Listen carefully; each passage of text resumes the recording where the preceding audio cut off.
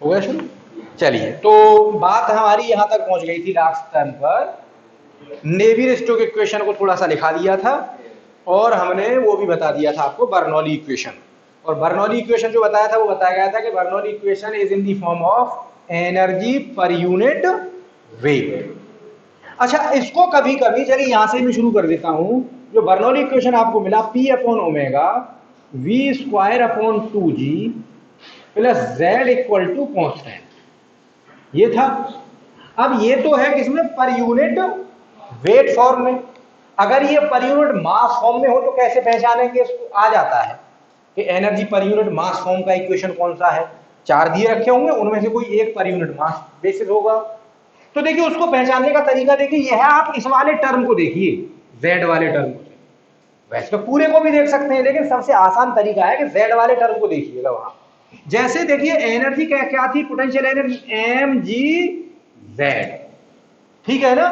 जब आपने इसको वेट से डिवाइड किया था तो ये टर्म क्या बन गया था, Z.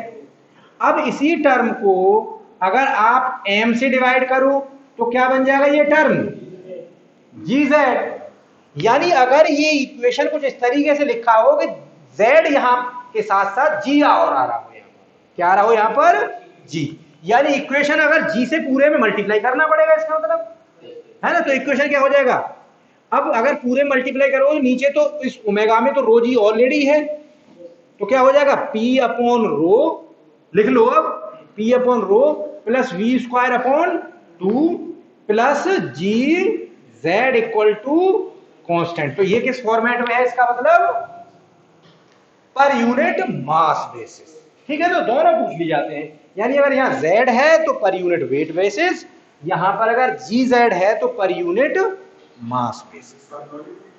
Bernoulli equation, this is Bernoulli equation per unit mass basis. ये किस फॉर्म में है, पर यूनिट मास।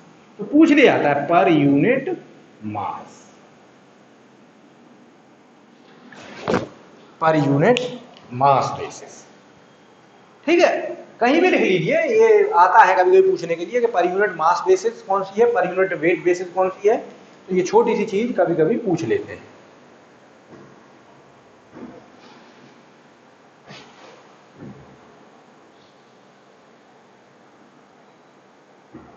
लिख लिया, इधर का मिटाता हूं, चलिए तब तक पहले ऊपर का मिटाता हूं। हेडिंग दीजिए application of Bernoulli equation, application of Bernoulli equation, application of Bernoulli equation.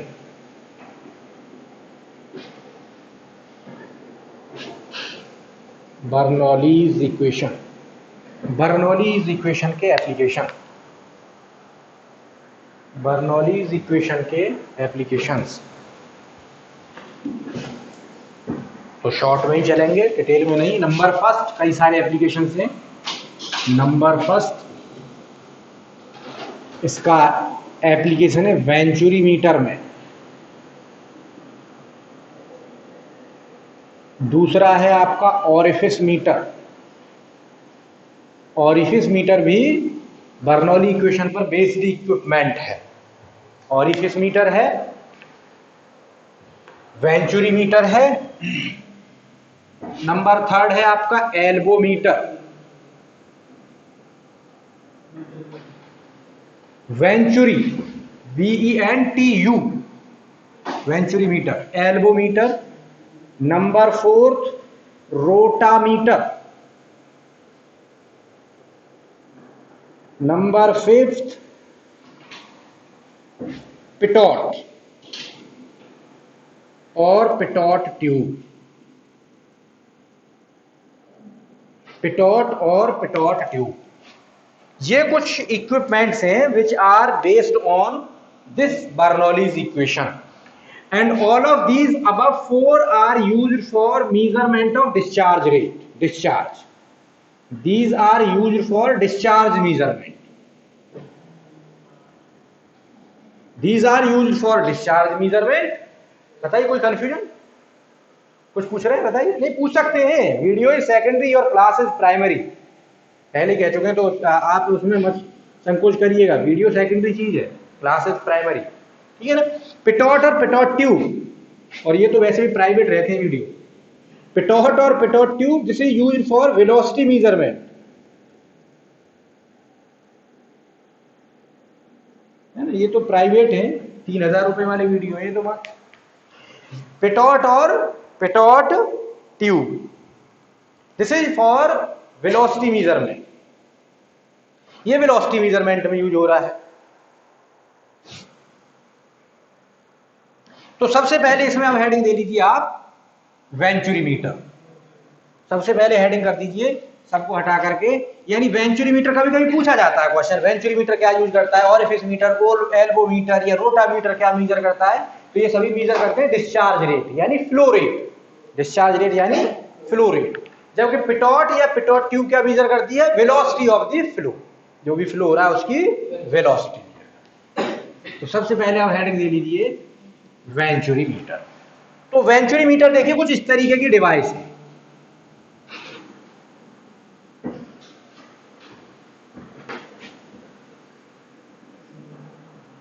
ये कुछ इस तरीके की डिवाइस है वेंचुरीमीटर।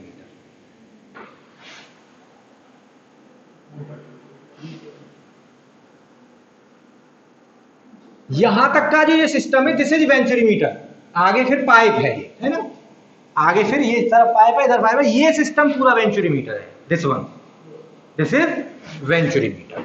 ये वेंचुरीमीटर का थ्रोट है, वेंचुरीमीटर का ये क्या है, थ्रोट। यहां से फॉर एग्जांपल एंट्री हो रही है फ्लो की, तो बनाना शुरू कर दीजिए इसे। इस थ्रोट पर एक ही लगा हुआ U-ट्यूब मैनोमीटर,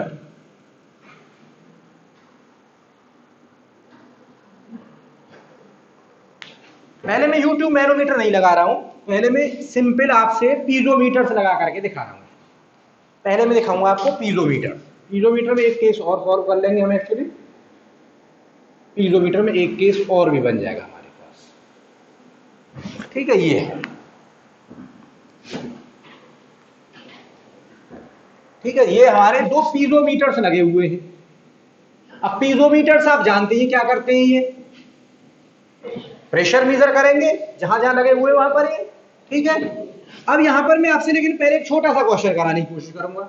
अब ये कि वेंचुरीमीटर ये कैसा डिवाइस है, कन्वर्जिंग डाइवर्जिंग नोजल टाइप का है ये, थोड़ा सा और में इसकी लेंथ वैसे दिख रही है ना, इसके कंपेयर में इसकी लेंथ ज्यादा है ना, देखने में दिख रही है इतनी, अगर नहीं दिख रही है तो ये मान के चलिए कि ये जो लेंथ है, अगर फ्लो इधर से हो रहा है, मेरा फ्लो इस जगह से हो रहा है, जो आपका डाइवर्जिंग सेक्शन है उसकी लेंथ ज्यादा होती है as compare to converging section की। कभी कभी क्वेश्चन पूछा जाता है डाइवर्जिंग सेक्शन की जो लेंथ है, यानी this length is more than this converging section से ज्यादा होती है, कभी पूछा जाए तो याद रखेंगे, ठीक है ना।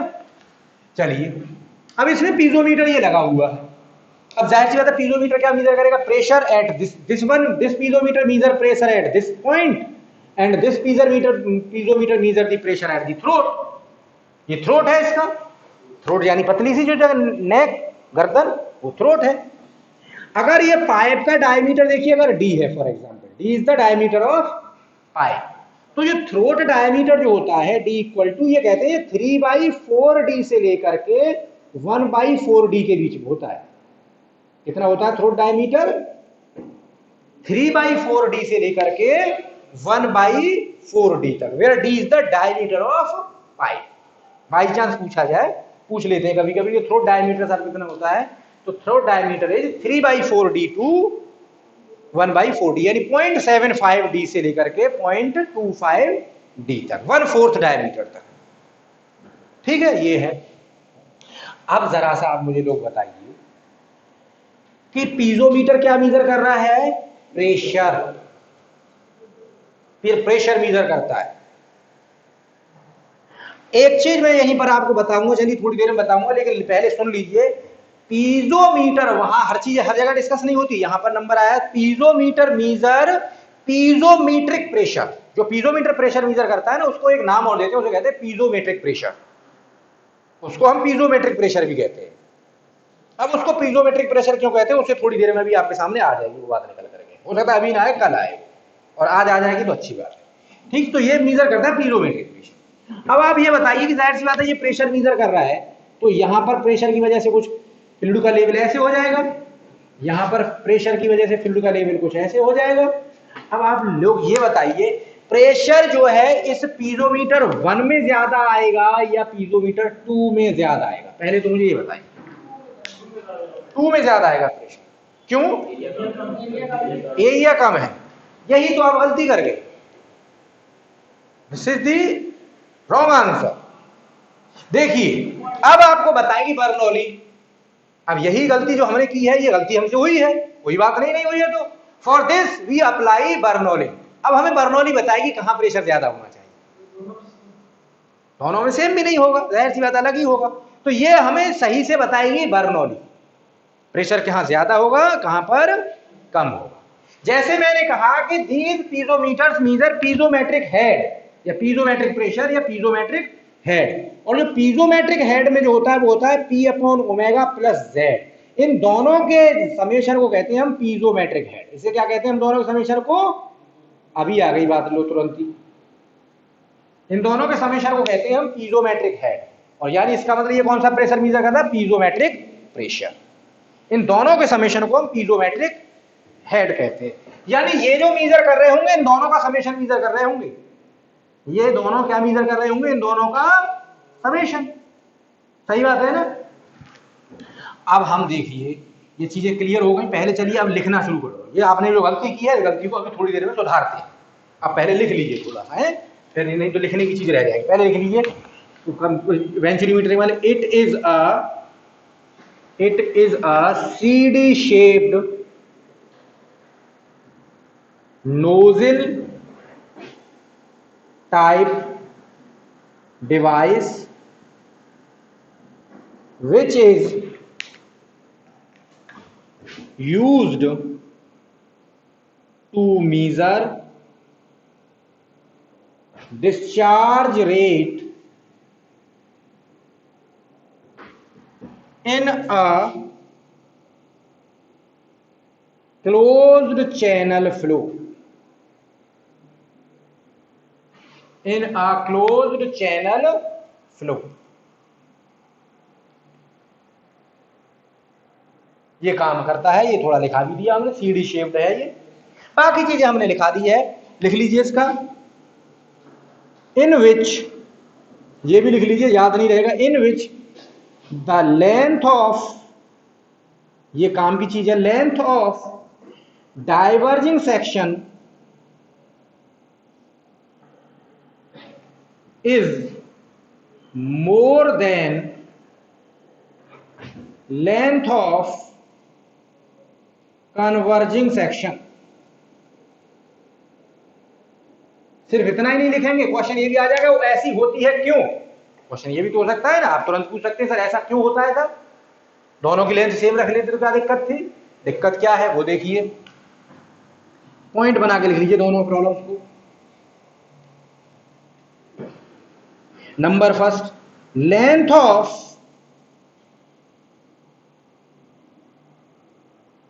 converging section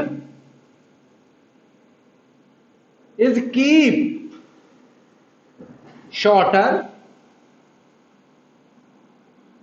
is हटा दें, keep shorter to reduce the friction losses, frictional head losses। पहले लिख लीजिए फिर समझाऊंगा अभी क्या कहना चाह रहे हैं। दूसरा पॉइंट और लिखिए, length of diverging portion, length of diverging portion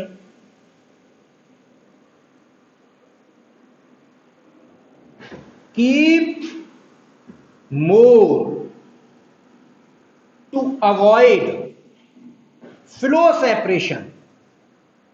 this is very important term, flow separation. ये आपको समझ में आएगा जब बाउंड्री लेयर फिनोमेना पढ़ेंगे तब, बिल्कुल लास्ट में इस सब्जेक्ट का जब बिल्कुल खत्म होने जा रहा होगा तब इस चीज को हम ठीक से डिस्कस करेंगे।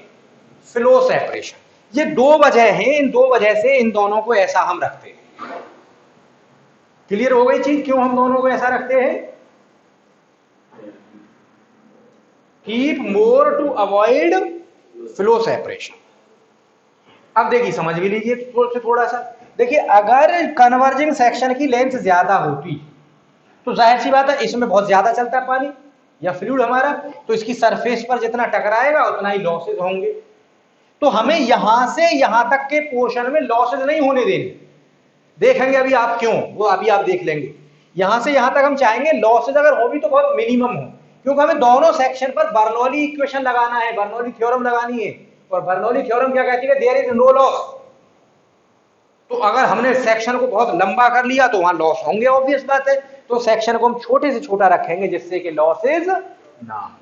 अब अगर यहां पर अचानक से पानी को ऐसे पाइप फैल जाए तो आगे पढ़ेंगे, पाइप फैलने से क्या होगा, पानी भी एकदम फैलेगा तो फ्लो का सेपरेशन हो जाएगा, वो एक बड़ी प्रॉब्लम है। तो हम इसलिए इधर क्योंकि लॉस होते रहे कोई फर्क नहीं, लेकिन पाइप को धीरे धीरे चौड़ा करेंगे जिससे कि फ्लो सेपरेशन ना। ये दो वजह से हम ऐसा रखते हैं। अब देखिए आपको अभी समझ में आएगा कि यहाँ पर क्या हो, कहाँ प्रेशर ज्यादा है कहाँ प्रेशर कम है और आपने कैसे गलत बता दिया। अब देखिए यही चीज आपकी बर्नौली दूर करेगी, ये चीज कौन करेगी, दूर बर्नौली। तो हेडिंग अब इसमें लाइए, इसी में अंदर ही लिखिए अप्लाई बर्नौली इक्वेशन। इसको मैं ऐसे करा रहा हूं बिल्कुल थियोरेटिकल अंदाज में कि आप कहीं भी बर्नौली अप्लाई करें, जो बहुत इंपॉर्टेंट टॉपिक है एप्लीकेशन ऑफ बर्नौली।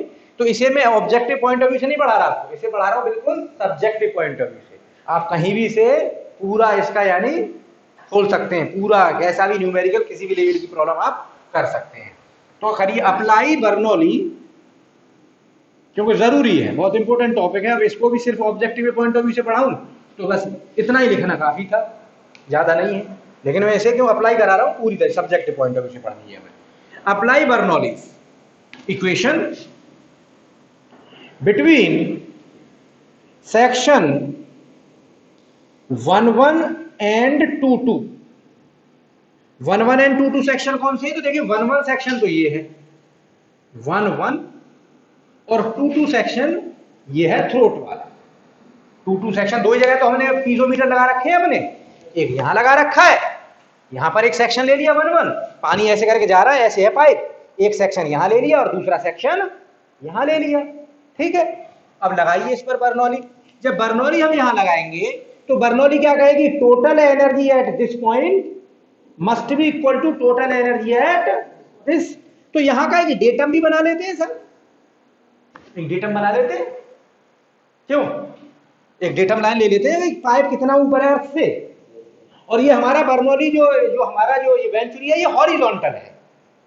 वेंचुरी कैसे लगा हुआ है इसमें, हॉरिजॉन्टल। कभी कभी, अब मैंने उतना नहीं बताया, कभी कभी वेंचुरी को भी तीन तरीके से क्लासिफाई करते हैं, horizontal venturi, inclined venturi, vertical venturi, है ना। क्या करते हैं, अगर वेंचुरी हॉरिजॉन्टल है हॉरिजॉन्टल वेंचुरी, थोड़ा इंक्लाइंड है तो इंक्लाइंड वेंचुरी, वर्टिकल है तो वर्टिकल। तो हम कौन सा पढ़ रहे हैं अभी यहाँ पर, हॉरिजॉन्टल। तो हॉरिजॉन्टल वेंचुरी का देखिए सेंट्रल लाइन तो पाइप की यही होगी। हॉरिजॉन्टल पढ़ने का फायदा क्या हुआ कि यहां पर भी Z1 या यहां पर भी Z1 और यहां का Z2 दोनों होंगे सेम, सेम होंगे नहीं होंगे, हॉरिजॉन्टल है तो सेंटर से लेंगे हम तो, ठीक है ना, सेम होंगे। तो ये फायदा हो जाएगा हमें हॉरिजॉन्टल वेंचुरी पढ़ने का। पहले हॉरिजॉन्टल केस इसलिए हमने ले लिया। अप्लाई करिए बर्नौली दोनों जगह पर। जब फर्स्ट पॉइंट पर अप्लाई करेंगे बर्नौली, हम मान लेते हैं यहाँ पर प्रेशर P1 है, वेलोसिटी V1 है और डेटम Z1। यहां पर थ्रोट पर क्या मान लेते हैं, pressure P2, velocity V2, datum Z2। अब हमें अपने आप मालूम पड़ जाएगा कहां प्रेशर, जहां प्रेशर ज्यादा होगा वहां पर मैनोमेट्रिक फ्लूइड ऊपर जा रहा होगा, तभी मैं बनाऊंगा इसमें। अब आपने तो, आप इतना तो कंफर्म गलत आपने कह दिया, लेकिन अब सही भी मालूम पड़ गया कैसे आ रहा है। लिखिए Bernoulli, P1 upon omega plus V1 square upon 2G plus Z1 equal to P2 upon omega, जल्दी लिखिए V2 square upon 2G plus Z2। तो आप बर्नौली लिखिए तो तेजी से लिखिए फटाफट, हाँ लिखिए तेजी से, बताइए यहां तक कोई दिक्कत नहीं है ना। चलिए अब आप बताइए, जब Z1 Z2 बराबर है तो मैं कट ही कर दूं इन्हें, तो ये कट कर दिए, Z1 Z2 बराबर है तो मैंने को कट ही कर दूं, कट कर दिए। अब बताइए इसका मतलब क्या होगा, P1 upon omega plus V1 square upon 2G equal to P2 upon omega plus V2 square upon 2G। अब जनाब अब थोड़ी सी दिमाग लगाइए आप। अब सब कुछ ये नहीं कहेगा, कुछ हमें खुद भी लगाना पड़ेगा, ऐसा थोड़ी सब कुछ ये करेगा तो फिर इंजीनियर क्यों बनेंगे हम, है ना। अब थोड़ा दिमाग लगाइए। अब ये बताइए यहाँ एरिया बहुत ज्यादा है, यहाँ एरिया बहुत कम है, तो वेलोसिटी कहां ज्यादा होगी, 2 पर। 2 पर वेलोसिटी ज्यादा होगी। अब ये बताइए ये चीज इधर जा रही है। अब जब यहां वेलोसिटी दोनों का समेशन सेम है, जब यहां वेलोसिटी बहुत ज्यादा है तो जाहिर से दोनों का समेशन तो बराबर है, तो इसका मतलब ये वाली चीज कम होगी नहीं होगी, दूसरा टर्म इसका मतलब कम होगा। अब बताओ बात समझ में आ गई नहीं आ गई। जब वेलोसिटी यहां पर बहुत ज्यादा है तो इसका मतलब ये वाला छोटा होगा, जब दोनों बराबर हैं तो भाई दो बट्टे रखे हैं, जब ये वाला बट्टा बहुत बड़ा है इसके कंपेयर तो ये वाला बड़ा होगा फिर इसका, सही बात है ना। तो इसका मतलब प्रेशर कहां पर ज्यादा है, P1 पर। समझ में आ गई बात, इसका मतलब हम पहले गलत थे, क्लियर हो गई। यानी क्या मालूम पड़ा, जहां एरिया ज्यादा होगा वहां प्रेशर भी ज्यादा। रीजन क्यों प्रेशर का ज्यादा का है, because energy is constant from moving from this to this, the pressure energy is converted into kinetic energy. कुछ प्रेशर एनर्जी का टर्म काइनेटिक एनर्जी में कन्वर्ट हो गया क्योंकि वहां एरिया कम हो गया, वेलोसिटी बढ़ गई। तो इसका मतलब जब फ्लो यहां से यहां पहुंचा तो उसकी थोड़ी सी प्रेशर एनर्जी किस में कन्वर्ट हो गई, काइनेटिक एनर्जी। इसका मतलब जैसे जैसे फ्लो की वेलोसिटी बढ़ेगी उसकी प्रेशर घटेगा। आपने सोचा वहां वेलोसिटी बढ़ रही होगी तो प्रेशर बढ़ रहा होगा, कॉमन सेंस होता है, कोई बात नहीं। अब क्लियर, हाँ अब क्लियर हो गया है ना। यही बर्नौली ने क्लियर कर दिया, कोई बात नहीं। तो बर्नौली इसीलिए तो पढ़ रहे हैं, इसीलिए तो हमने खुद नहीं बताया ना। हम तो तभी कहते थे तुमसे कि नहीं यहाँ पे ज्यादा होगा यहाँ कम होता, फिर तुम पूछते क्यों, तो क्यों देखिए इसलिए क्यों हम थ्योरम पढ़ के आ रहे हैं। थ्योरम कह रही है एनर्जी दोनों जगह पर same, energy can convert from one form to another form, और here energy is converting from pressure energy to kinetic energy. That's why pressure at this point is more as compare to pressure at this point. तो हम pressure difference निकालिए सब फटाफट। P1 upon omega minus P2 upon omega ही लिखे ना, तो मालूम पड़ेगा ना P1 ज्यादा, तो equal to V2 square upon 2G minus V1 square upon 2G, ये लिखे। यहां तक पहुंच गए, कोई दिक्कत नहीं, वेरी गुड। ये क्या चीज है, प्रेशर हेड का डिफरेंस। ये क्या है, प्रेशर हेड का डिफरेंस। और ये पीजोमीटर क्या बता रहे होंगे, ये भी तो प्रेशर हेड का डिफरेंस ही बता रहे होंगे। ये पीजोमीटर क्या बता रहे होंगे, ये भी तो प्रेशर हेड का डिफरेंस बता रहे होंगे। तो इसका मतलब इसमें कहीं फ्लूइड यहां तक चढ़ गया होगा, हो सकता है इसमें फ्लूइड कहीं यहां तक होगा, तो दोनों का डिफरेंस हम कैलकुलेट कर लेंगे यहां से। फॉर एग्जाम्पल दोनों का डिफरेंस है ये H, तो ये H क्या है, H यही वाला टर्म तो है, H यही वाला टर्म तो है, ये प्रेशर हेड है यानी ये H है, ये भी ऐसे मानो यहां से यहां तक ये H1, यहां से यहां तक ये H2, दोनों का डिफरेंस H, प्रेशर डिफरेंस ही तो बता रहे हैं पीजोमीटर, तो निकाल के पीजोमीटर हमें ये डिफरेंस बता देंगे H जरा देर में। तो अगला स्टेप क्या लिखते हैं यहां पर, इसका मतलब अगला स्टेप लिख दीजिए sir V2 square minus V1 square upon 2G equal to H।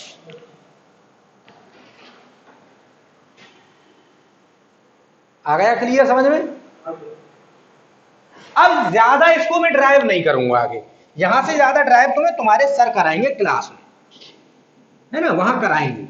अब मुझे ज्यादा फायदा नहीं है आगे कराने से, क्योंकि आगे कोई नई चीज इसमें अब नहीं है, सिंपल मैथमेटिक्स आपको लगना है। क्रॉस सेक्शन एरिया को आपस में कंपेयर करो, हाई स्कूल के मेंसुरेशन में आपने सबने किया है, वो मुझे उसको बताने की भी जरूरत नहीं है, वो क्लास में तुम्हें करना होगा, क्योंकि हमारा कोई उससे पर्पस सॉल्व होने वाला नहीं, ये जरूरी था इतना बताना।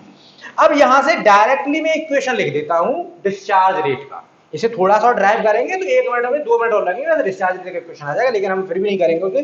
तो यहां से डिस्चार्ज रेट का इक्वेशन आ जाता है Q इक्वल टू, लिख लीजिए Q equal to A1 into A2 under root के 2GH अपॉन अंडर रूट के A1 का स्क्वायर माइनस A2 का स्क्वायर।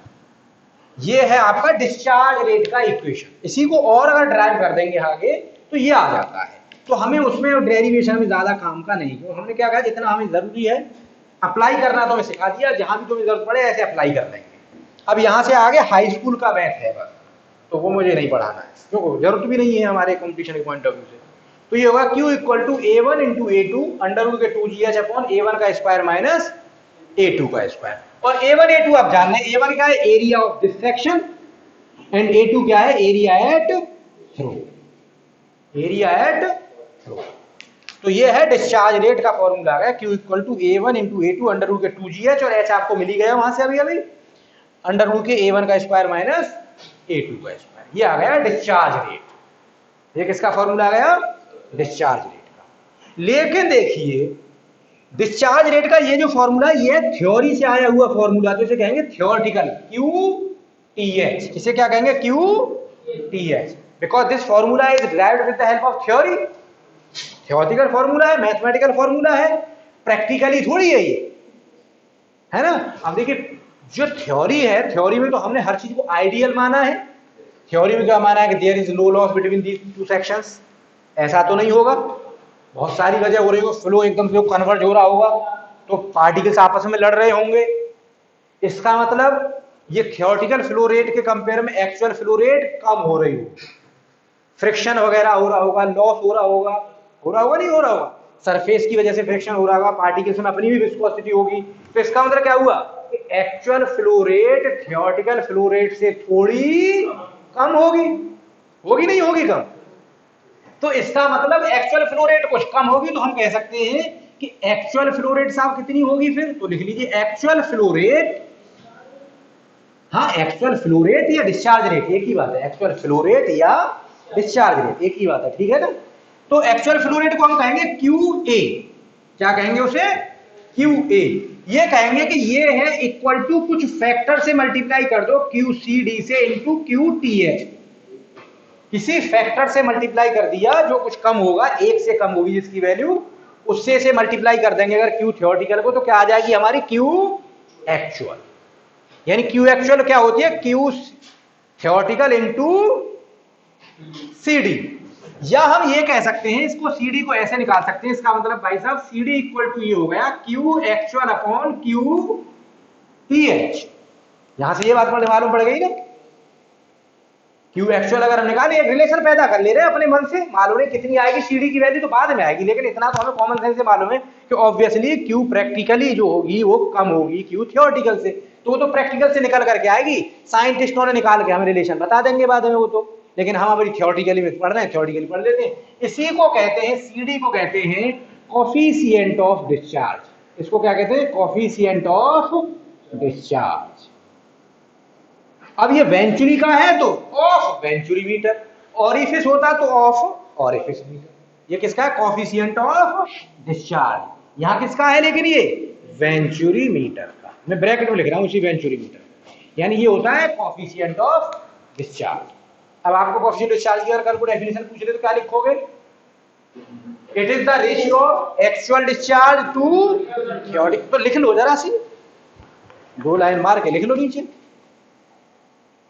है ना, लिख लोगे तो तुम्हारे लिए लिख भी जाएगी। तो लिख लीजिए definition, it is the ratio of coefficient discharge, heading दीजिए शॉर्ट में यहीं पर, कोफिशिएंट ऑफ डिस्चार्ज हेडिंग दीजिए शॉर्ट में और लिख लीजिए डेफिनेशन,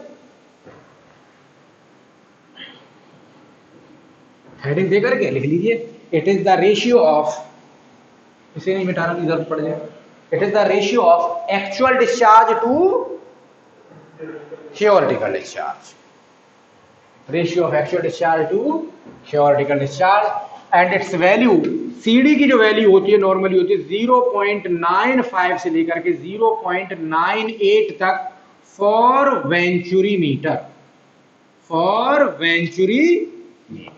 वेंचुरी मीटर में इसकी वैल्यू जो होती है 0.95 से लेकर के 0.96 97 98 तक होती है।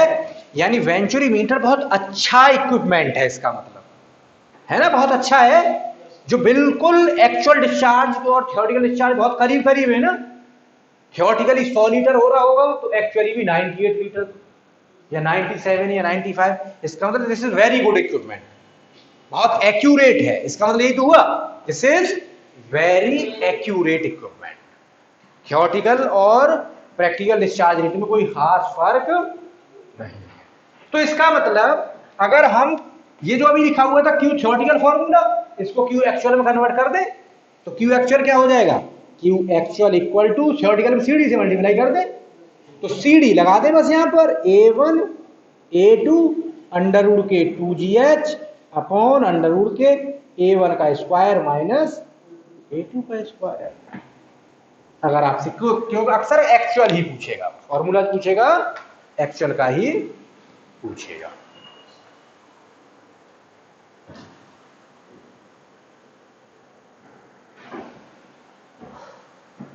ठीक है सर।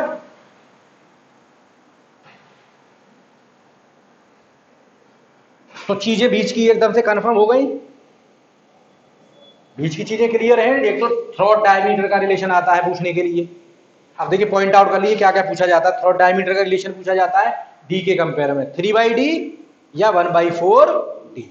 दूसरा, जो आपका कन्वर्जिंग लेंथ है वो कम होती है, डाइवर्जिंग लेंथ ज्यादा होती है। उसका रीजन भी है ना कि ज्यादा लॉस ना हो बीच में, इसलिए इस लेंथ को शॉर्टर रखेंगे। इसको कम कर दिया तो फ्लो सेपरेशन हो जाएगा, इसलिए से धीरे धीरे स्लाइटली फ्लो को बढ़ाएंगे। ठीक है साहब। दूसरा डिस्चार्ज रेट का फॉर्मूला, तीसरा सीडी का फॉर्मूला, और CD value for venturi metre. ये क्वेश्चंस आते हैं बस इससे, इसके अलावा कोई क्वेश्चन आज तक नहीं आया। क्लियर? पढ़ सब लेना है आपको, लेकिन क्वेश्चन ये आते हैं CD value for venturi meter. और बिकॉज वेंचुरी मीटर की वैल्यू सीडी की 0.96, 97 या 95 के आसपास है, that's why it is very accurate, very precise equipment as compare to others जो अगले आ रहे हैं। दैट इज, अगला कौन सा हेडिंग दीजिए, अगला है ऑरिफिस मीटर।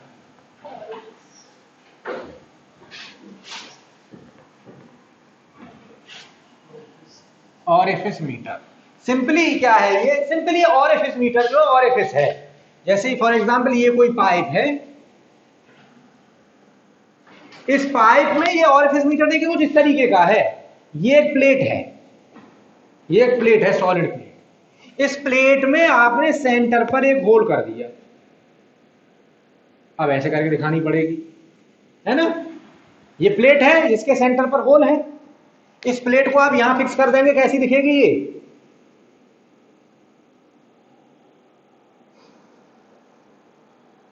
ऐसे ही तो दिखेगी। क्यों साहब? इस प्लेट को अगर यहां लगा देंगे तो ऐसी तो लगेगी ये। तो बस this is orifice meter, this is simply orifice plate. बना लो, देखेंगे अब कैसे काम करती है, इसे भी देख लेंगे। अब ये परेशान मत हो क्या हो गया ये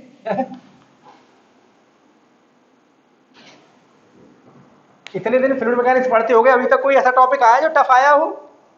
नहीं आया ना। पूरी फ्लूइड मैकेनिक्स खत्म हो जाएगी, टफ टॉपिक मिलेगा ही नहीं इसमें, ढूंढने से मिलेगा आपको टफ टॉपिक।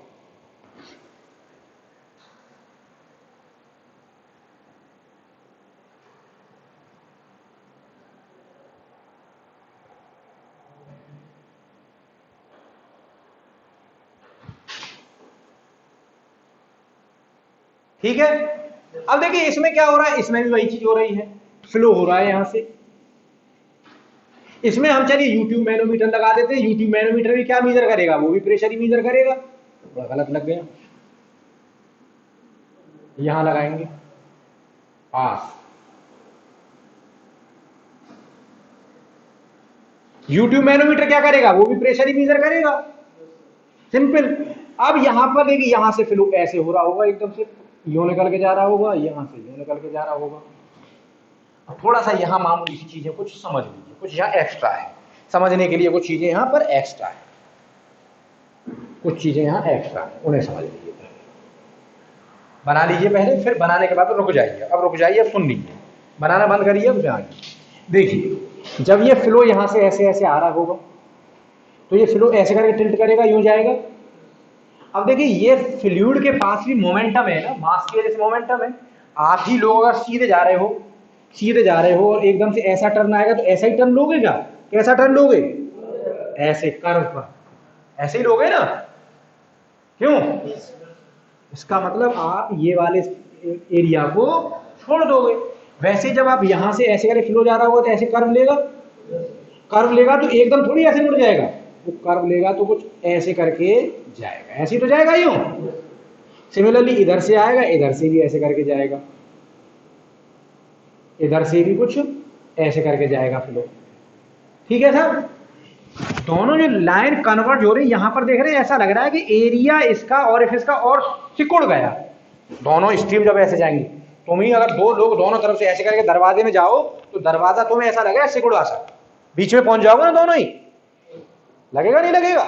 एकदम दोनों तरफ से ऐसे भाग करके जाओगे तो ऐसे ही तो जाओगे एकदम, दरवाजा तुम्हें ऐसा लगेगा जैसे उसका एरिया कम हो गया, कि दोनों ही बीच में दौड़ के पड़ोगे, बिल्कुल सरफेस से चिपक करके थोड़ी चलोगे। अगर तेजी से चलोगे तो एकदम साइड से ऐसे करके आओगे तो सरफेस से चिपक के तो नहीं चलोगे, स्लो स्लो जा, तो वही इसका हाल है फ्लूइड का। फ्लूइड भी तेजी से आ रहा है तो सरफेस से चिपक के तो नहीं चलेगा। इसका मतलब क्या है कि यहां पर आकर के ऐसा लगता है कि जैसे कि इसका एरिया और इसका सिकुड़ गया है, और हम उसी जगह पर इस वेंचुरी को इसको लगाते हैं। हम कहां लगाते हैं? जहां पर एरिया सिकुड़ा हुआ फील हो रहा होता है, वो चाहे इसमें डायग्राम में आगे पीछे हो गया हो, लेकिन हम कहां लगाते हैं? चलो कर देते हैं, और इसे हाथ से कहां लगाते हैं हम इसे? जहां पर एरिया हमें सिकुड़ा हुआ फील हो रहा होता है, कॉन्ट्रैक्ट कर गया होता है। एरिया क्या कर गया होता है? कॉन्ट्रैक्ट। और इसी फिनोमेना को कहते हैं वीना कॉन्ट्रैक्टा। इसी फिनोमेना को क्या कहते हैं? वीना कॉन्ट्रैक्टा। ध्यान रखिए, क्वेश्चन आते हैं सब। इस फिनोमेना को कहते हैं, एरिया के सिकुड़ जाने को, कॉन्ट्रैक्ट कर जाने को कहते हैं वीना कॉन्ट्रैक्टा। यानी यहां पर कॉन्ट्रैक्शन हो गया, और इस वीना कॉन्ट्रैक्टा की पोजीशन क्या होती है? यहां से यहां तक। अगर इसका डायमीटर और इफ इसका डायमीटर डी है तो वीना कॉन्ट्रैक्टा की पोजीशन होती है d/2। अगर और इफ इसका डायमीटर डी है तो वीना कॉन्ट्रैक्टा की पोजीशन क्या होती है? d/2, यानी डायमीटर की आधी डिस्टेंस पर बनता है। और वहीं पर लगाते हैं हम अपने यूट्यूब मीटर को, या पीजोमीटर से मीजर कर रहे होते तो पीजोमीटर को, दोनों क्यों? हमें प्रेशर मीजर करना है। We can use anyone, U tube manometer लगा दे या आप पीजोमीटर लगा दो, तो उससे कोई फर्क नहीं पड़ता। लेकिन क्यों दोनों को लगा के देख ले रहे, एक बार लगा दिया, एक बार ये लगा दिया, कहते ये नहीं लगाया। ठीक है, चलिए अब यहां पर वीना कॉन्ट्रैक्ट का आपने लगा दिया। ठीक है, अब देखिए ये सिंपली क्या है? ये सिंपली एक ऑरिफिस प्लेट है, इसलिए कहते हैं orifice is nothing but, orifice meter is nothing but simply orifice plate, या प्लेट विद सेंट्रल ऑरिफिस। अब इसमें देखिए फिनोमेना वही हो रही जो वेंचुरी मीटर में हो रही थी। यहां से प्रेशर आएगा, हाइयर प्रेशर से फ्लो एकदम से लो प्रेशर से एकदम से तेजी से निकलेगा, तेजी से निकलेगा। यहां वेलोसिटी ज्यादा होगी, यहां तो क्यों वीना कॉन्ट्रैक्ट की वजह से एरिया कम है ना, यहां वेलोसिटी ज्यादा होगी, यहां प्रेशर कम होगा। इसी प्रेशर डिफरेंस को मीजर करके जैसे अभी पहुंच गए थे हम अपने काम पर, उस काम पर हम पहुंच जाएंगे। यानी आगे की सब कैलकुलेशन इसकी वैसे ही है जैसे और वेंचुरी मीटर की थी। कैलकुलेशन सभी बिल्कुल वेंचुरी जैसी है। तो इसका मतलब यहां पर कैलकुलेशन हम अब नहीं करेंगे, सिर्फ समझेंगे, सिर्फ इसे अब समझेंगे। चीजें वही है बिल्कुल, अब कुछ अलग नहीं है। यहां पर वहां पर प्रेशर मेजरमेंट डिफरेंस करके दे दिया था हमारे पीजोमीटर्स ने, यहां मीजर कर देगा हमारा यूट्यूब मैनोमीटर। ठीक है ना, क्योंकि डिटेल में क्वेश्चन आते नहीं है तो डिटेल। हाँ, ये डायमीटर तो पाइप का तो कैपिटल डी है हर जगह पर, ये स्मॉल डी है और इफ इसका डायमीटर, और इससे कितनी दूरी पर है वीना कॉन्ट्रैक्टा? स्मॉल d/2 पर। ठीक है, चलिए तो लिख लीजिए आप ऑरिफिस मीटर के बारे में थोड़ा सा। ऑरिफिस मीटर बनाया नहीं है, बना लो, पूरा कर लो, बना लीजिए। कुछ लोगों ने नहीं बनाया, बना लो, जिन लोगों ने नहीं बनाया वो बना ले, पूरा कर लो, है टाइम कंप्लीट हो जाएगा आराम से।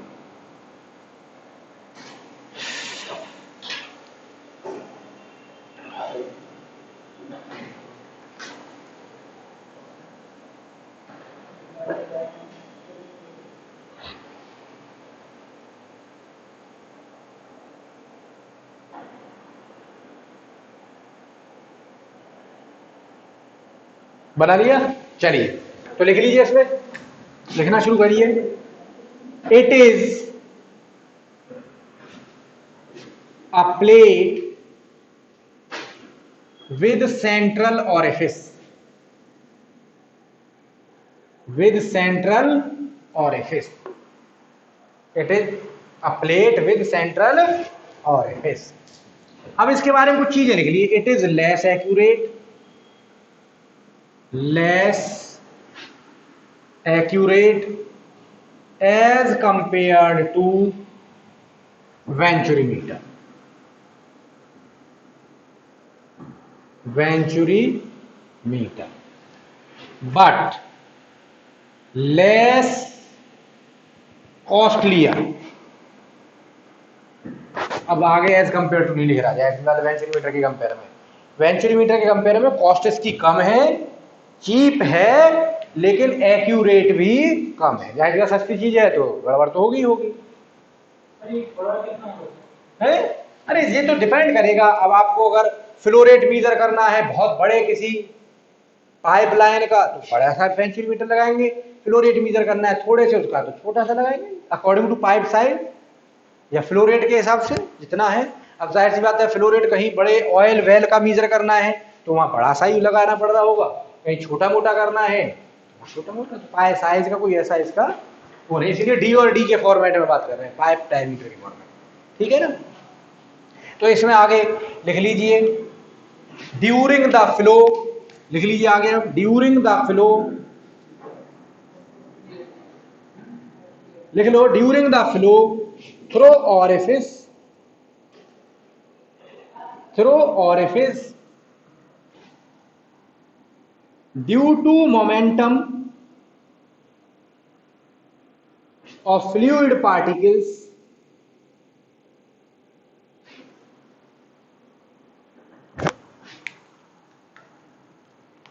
the area of the orifice appear to be contracted at the exit.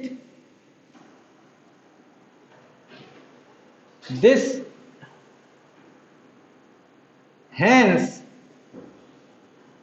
this phenomenon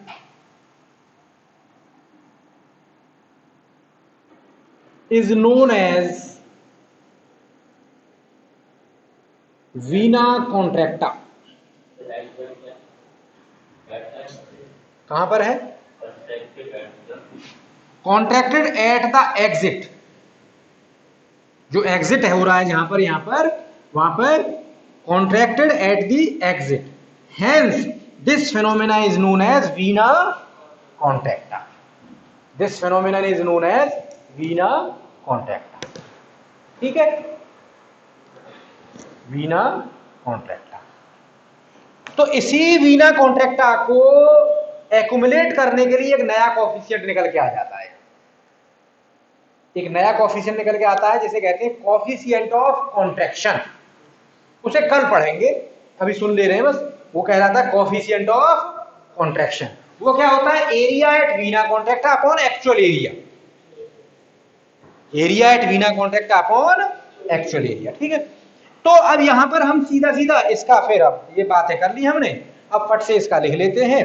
discharge rate का formula Q equal to Q actual लिखेंगे अब यहां पर direct, Q actual equal to Q CD, formula वही है, अलग नहीं है। बस देखिए ऐसे करके कुछ लोग लिखते हैं A0 upon into A1 under root के 2GH अपॉन अंडर रूट के A1 का स्क्वायर माइनस A0 का स्क्वायर, ऐसे लिख देते हैं कुछ लोग। अब यहाँ A0 से मुराद है A ऑरिफिस, A0 से मुराद यहाँ पर A ऑरिफिस है। सब कुछ कॉन्ट्रैक्टर कॉन्ट्रैक्शन सब इसमें CD में चला गया, जो वीना कॉन्ट्रैक्टा वगैरह जो हुआ था वो सब किस में चला गया? CD में। तो ये A0 क्या है? एरिया ऑफ द ऑरिफिस, और A1 area of the pipe. तो ये अब आपको कंफ्यूजन नहीं करना, ये A1 है और ये है A0, area of the orifice. क्योंकि ऑरिफिस वर्ड है तो AO कहते हैं इसे कुछ लोग, अब वो जीरो सा दिखता है तो A0 कहने लगते हैं, है ना। तो ये हुआ एरिया ऑफ द ऑरिफिस। अब CD की वैल्यू यहां भी लिख लीजिए। यहां जो CD की वैल्यू होती है जनरली वो होती है 0.6 से लेकर के 0.67 तक। इसके लिए CD की वैल्यू कितनी है? 0.6 से लेकर के 0.67 तक। तो दिख रहा है very less accurate as compare to venturi meter, इसीलिए लिख भी दिया है हमने, पहले दिया है। अब यहां से CD वैल्यू बता रही है ये तो बड़ा लेस एक्यूरेट है, इसलिए चीप भी तो है। इसमें क्या करना है आपको, वेंचुरी ऑरिफिस मीटर बनाना है, एक पाइप वो ली प्लेट टाइप की, उसमें छेद किया और लगा दिए। वेंचुरी मीटर बाकायदा एक प्रॉपर बनाना पड़ेगा, उसमें थ्रोट भी है, कन्वर्जिंग लेंथ, डाइवर्जिंग लेंथ, पूरा इक्विपमेंट है। वो कॉस्टली है, कॉस्टली है तो एक्यूरेट भी है, ये कॉस्टली नहीं है तो एक्यूरेट भी नहीं है। इसकी एक्यूरेसी बहुत कम है, ये 60 से 70% ही एक्यूरेट है, वो 90-95% एक्यूरेट था। उसकी इसकी एक्यूरेसी कितनी है, 60-70%, उसकी एक्यूरेशन 90-95%, अगर परसेंटेज में बात करो तो, है ना। तो ये वेरी लेस एक्यूरेट, ठीक है। तो ये हो गया आपका orifice meter.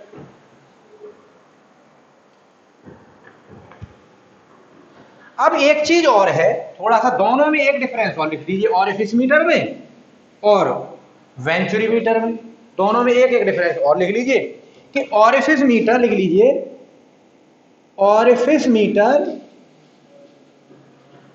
Can measure the discharge rate of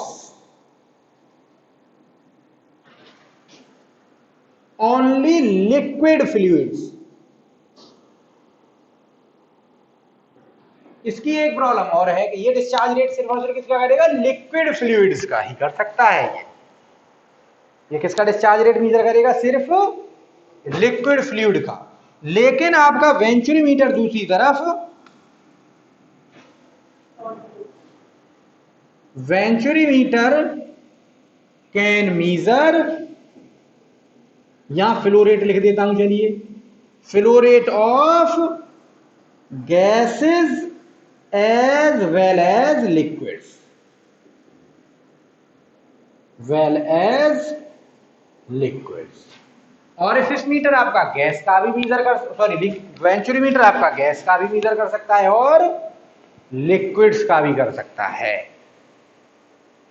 लेकिन ऑरिफिस मीटर की ये प्रॉब्लम है कि ये सिर्फ और सिर्फ किसका मीजर करेगा, लिक्विड्स का।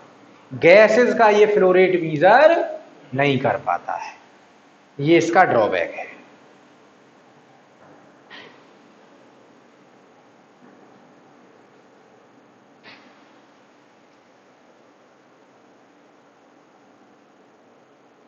ठीक है, हो गया। अब आपने जो हेडिंग दे रखी है एल्बो मीटर, एल्बो मीटर पर और रोटामीटर, उसमें हमें कुछ नहीं पढ़ना है, उसमें बस हमें इतना ही पढ़ना है कि elbow meter and rotameter are used for discharge measurement, है ना। उनमें हमें कुछ नहीं पढ़ना, उनमें कितना पढ़ना है बस कि elbow meter and rotameter are used for discharge measurement. अब बस एक चीज लिख लेनी है उसमें, रोटामीटर में, रोटामीटर के आगे एक चीज लिख लीजिए, एक चीज लिख लीजिए, rotameter is used for discharge measurement of corrosive fluids. Rotameter is used for discharge meter of corrosive fluids, यानी ऐसे फ्लूइड्स जो बहुत ज्यादा करोजन क्रिएट करते हैं। कभी कभी क्वेश्चन आ जाता है कैसे, करोसिव फ्लूइड है उसका डिस्चार्ज मेजर करना है तो किससे करेंगे, इसका मतलब सबसे अच्छा है उसके लिए rotameter. Rotameter is used to measure the discharge rate of corrosive fluids. अब करोसिव फ्लूइड से मुराद यहाँ पर जरूर थोड़ी करोसिव थोड़ी कहेगा डायरेक्टली, यानी केमिकल्स वगैरह हैं, केमिकल्स वगैरह हैं, ऐसी चीजें हैं। पेपर स्लरी है, paper and pulp slurry, paper and pulp में जो होती है, आपकी शुगर केन की स्लरी है, ये बहुत करोसिव फ्लूइड्स हैं, तो इनका डिस्चार्ज मेजर कौन करेगा, रोटामीटर। ठीक है, तो बाई चांस ऐसे ने पूछ गया केमिकल इंडस्ट्री में, इसका मतलब डिस्चार्ज मेजर के लिए क्या यूज कर रहे होंगे हम, रोटामीटर। ठीक है, तो लैब में भी रोटामीटर है। अच्छा, तो हम अभी क्या बता रहे थे, केमिकल प्रोसेस इंडस्ट्री में प्लास्टिक टेक्नोलॉजी क्या है, वो कोई मतलब फिजिक्स की लैब है, केमिकल ही है। हाँ, नहीं नहीं, ठीक है, कोई बात नहीं।